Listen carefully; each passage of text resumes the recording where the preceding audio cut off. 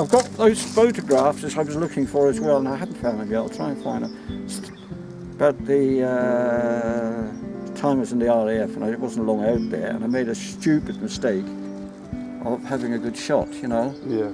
And I was sort of picked up, and I told you that. And I have a photograph of me and two others, Maltese army blokes.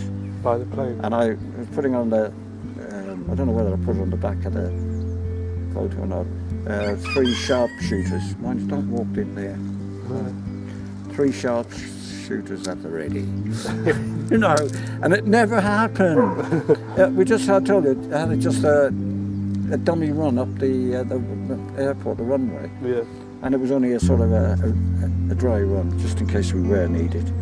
Thank goodness it didn't. The only shooting I ever did, apart from the square bashing, was over a sergeant's grave in Benghazi. I was taken up to Benghazi with not with a sort of, what do you call them? A gun group, you know, funeral group, I think there was about 8 of us, 8 or 9 of us.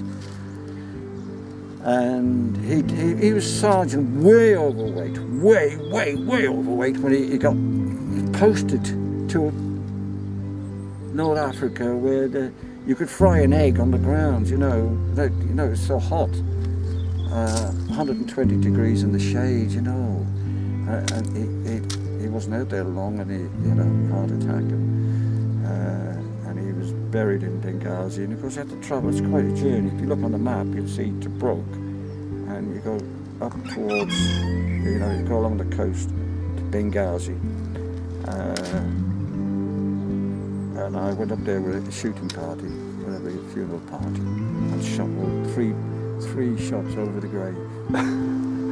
That's all.